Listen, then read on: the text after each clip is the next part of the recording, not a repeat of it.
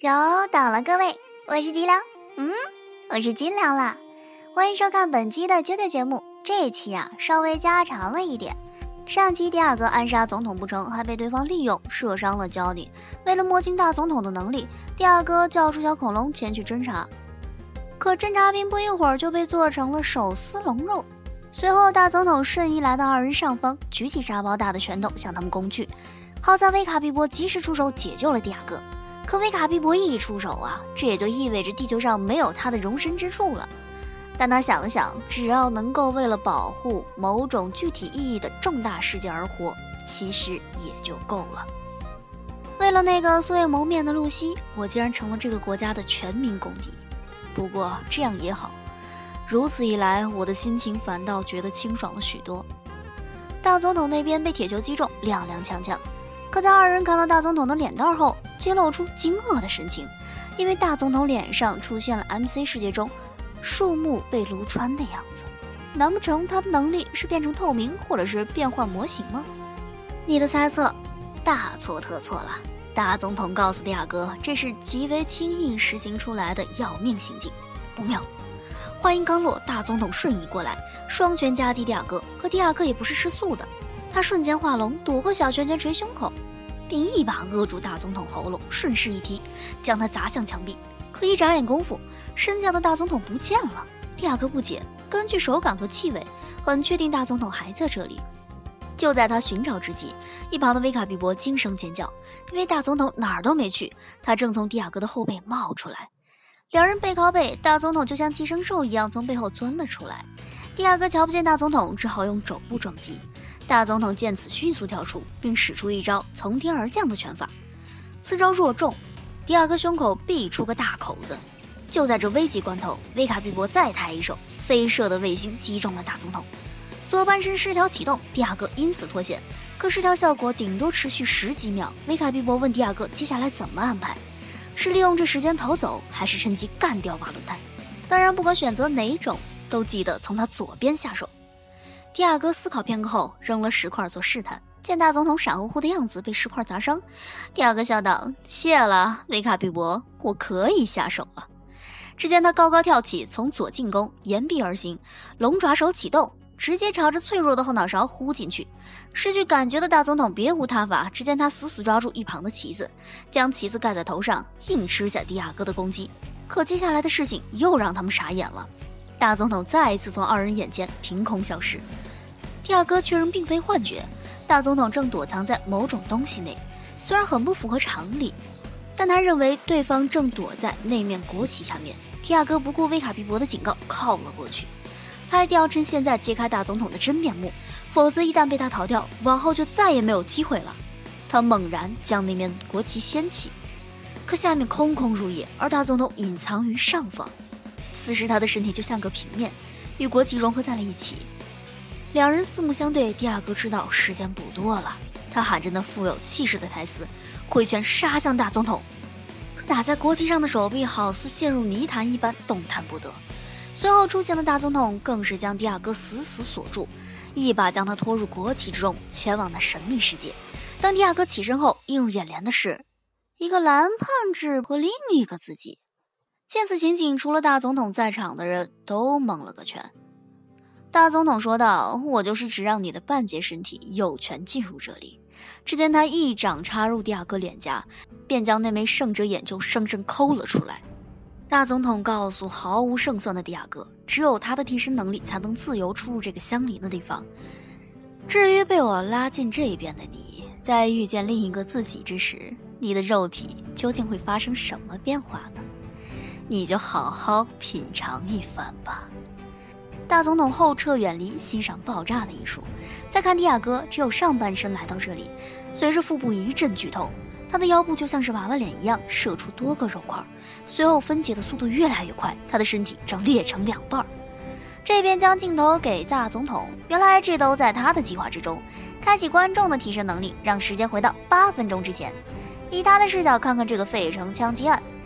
当时迪斯可按指示行动，看迪亚哥在跟踪，大总统就钻进旗子里等待时机。就在焦妮提醒杰罗要小心背后的时候，大总统持枪出现，趁焦妮不备，开枪射伤了他。就在这时，维卡皮博和蒂亚戈也到齐了。他钻入马的间隙，发动能力，并经过一系列的操作，让我们看到了这令人费解的费城枪击案，让相邻的世界同时存在于同一地点。这便是大总统的替身，也就是第4C 的恐怖能力。就如同海绵与海绵，总统的身体彼此重叠，互相嵌入对方的空隙之中，合二为一。两总统安然无恙，两个蒂亚戈却是鲜血直冒，他们的身体就如同切碎的海绵一样崩溃分解。再这样下去，蒂亚戈就会被腰部以下截肢，活生生的流血致死。根据这现状，蒂亚戈大致明白了一些，自己是被拖进了另一个世界，而这里只有瓦伦泰能够自由往来。这时所有的一切全部保持原状，就只有一点点不同的相邻世界。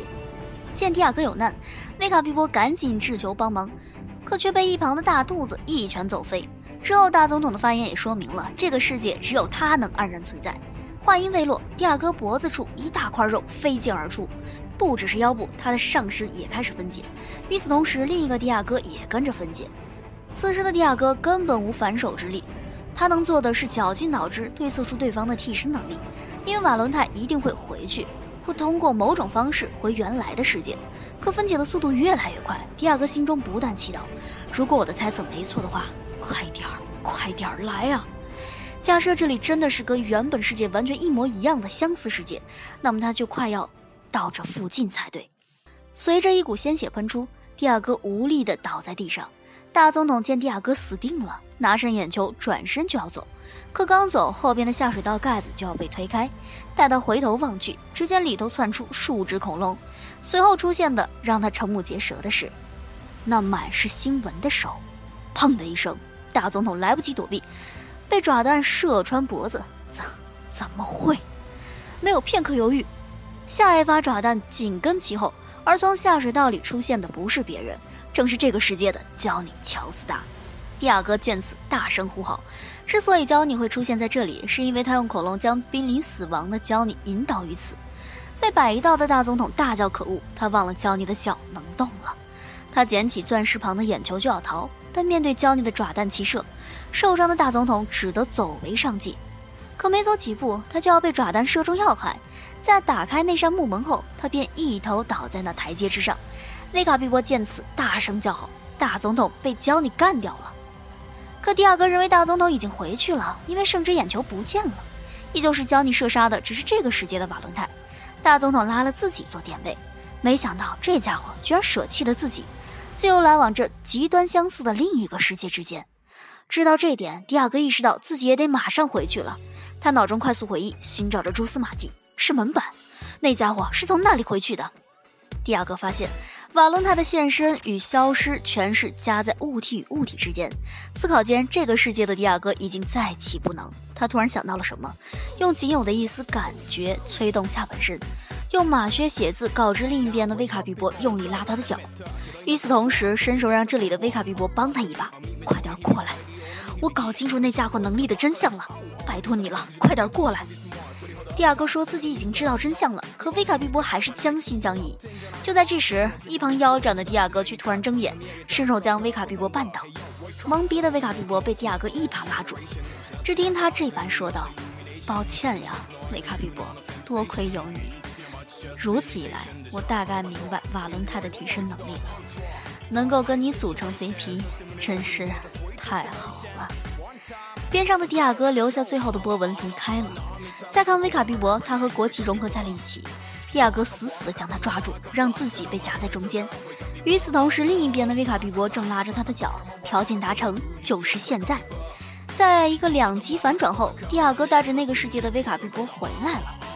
可当维卡皮博为蒂亚戈脱离困境欣喜之余，他发现多了个自己，随后身体不受控制，两个维卡皮博脸贴脸，手贴手，像海绵一样撞在一起。不只是铁球，他们的身体都在飞速分解。我很感谢你，维卡皮博，再见了。你就认定自己是为了这么做才来到这座大陆好了。在一声爆炸声中，二人肉块飞溅，湮灭而亡。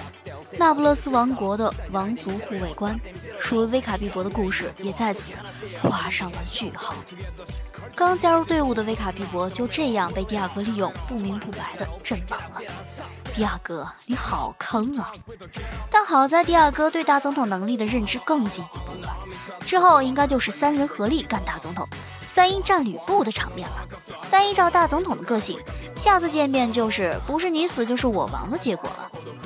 到现在非常将军案也差不多结束了，之后漫画内容会对此稍加补充。而关于费城将将的解释有很多，但无疑都有点 bug， 和漫画对应不起来。而且漫画一开始的替身设定和之后的也有些不同，况且这设定的也不是1次2次了。在日益壮大的列文虎克军团下，很难做到毫无漏洞。荒木也没想到救主们是这么优秀的吧，搞不好他的目的是让看了枪将的观众们成为救急生物也说不定哟。之后有机会的话会在视频里写写自己的看法，当然大家的想法也可以在评论里探讨。好啦，我是金良，我们下期再见了，拜拜。更快点更快点更快点，问我在哪里看原漫画，我可不敢在视频里说呀。到我们微博微信发送看漫画，让小盛老大自己告诉你。